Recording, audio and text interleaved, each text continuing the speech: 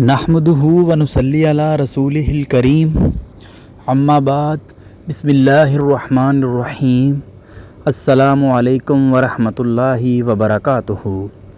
مباشرت کے لیے بہترین نصیحتیں، مباشرت کے لیے نہایت ضروری آداب، مباشرت کے 20 نہایت ضروری اصول۔ محترم ناظرین، مباشرت صحت کے لیے بہت فائدہ مند ہے، لیکن ہر جگہ نہیں، ہر کسی کے ساتھ نہیں، ہر حالت میں نہیں۔ جیسے کھانے آپ کے صحت کے لیے، آپ کی صحت کے لیے بے انتہا ضروری ہے، لیکن ہر جگہ نہیں، ہر وقت نہیں، ہر حالت میں نہیں۔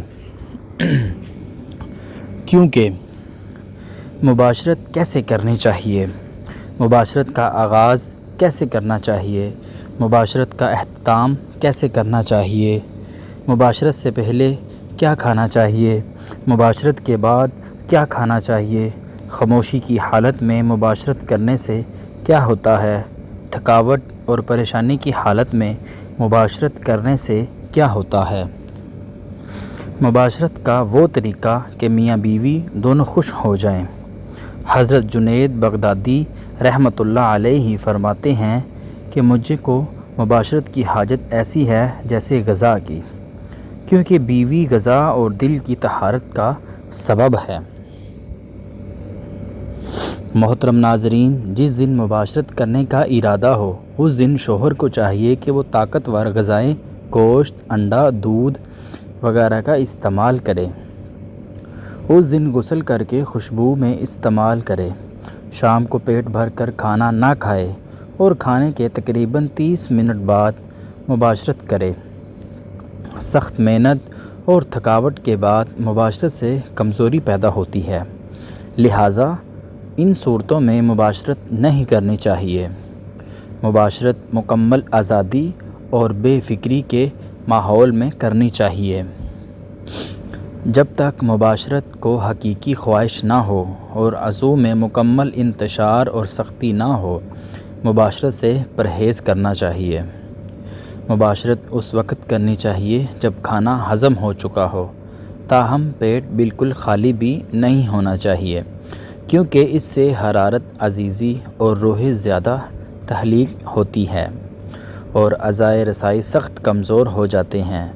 مباشرت کرنے سے پہلے وضو کا اہتمام کریں۔ اسلام میں سونے کے آداب میں ہے کہ انسان کے لیے وضو باوضو ہونا بہتر ہے۔ دوسری حدیث پاک میں وضو سے رہنے والے کو نبی کریم صلی اللہ علیہ وسلم نے ایمان کی علامت قرار دیا ہے۔ اسی لیے وضو بندے اور اللہ ذوالجلال کے مابین ایک راز ہے۔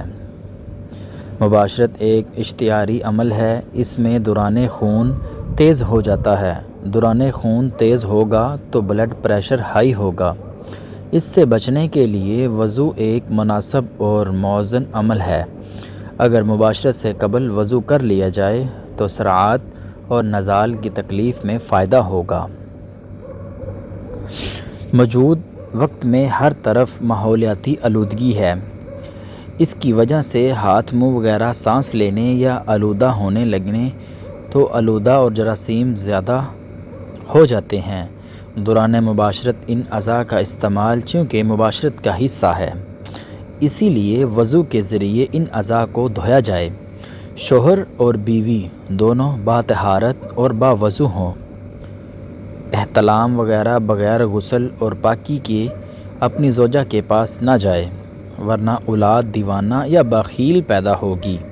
پیشاب کی حاجت ہو تو اس سے فارغ ہو لینا چاہیے، کیونکہ شدید پیشاب کی حالت میں مباشرت کرنے سے مثانہ اور پیشاب کی نالی کے امراض پیدا ہو جاتے ہیں۔ پخانہ کی حاجت کے وقت مباشرت کرنے سے بواسیر کے امراض کا لاحق ہوتے ہیں۔ نزلہ، زکام اور بخار کی حالت میں مباشرت کرنے سے بدن میں حرارت بڑھ جاتی ہے اور تاک کی صورت اختیار کر لیتی ہے، آنکھیں دکھنے لگتی ہیں۔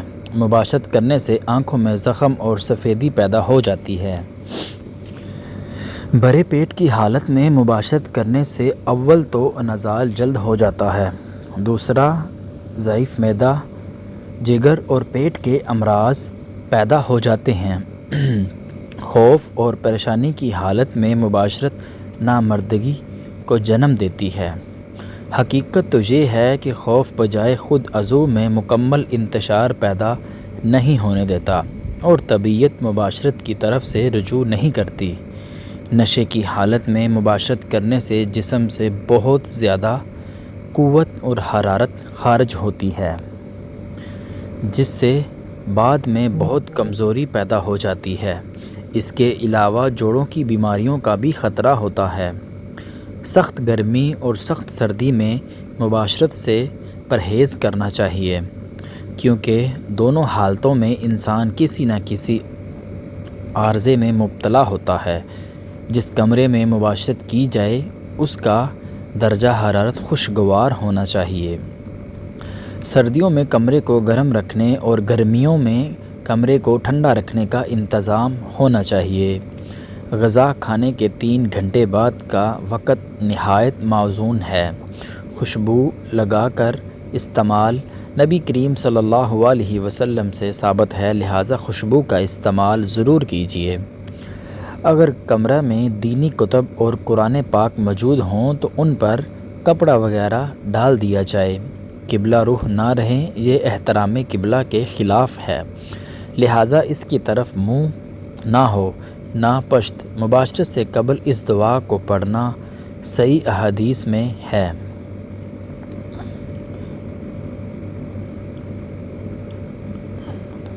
اللہم اجعلنی من الشیطان واجعلنی من المتطہرین۔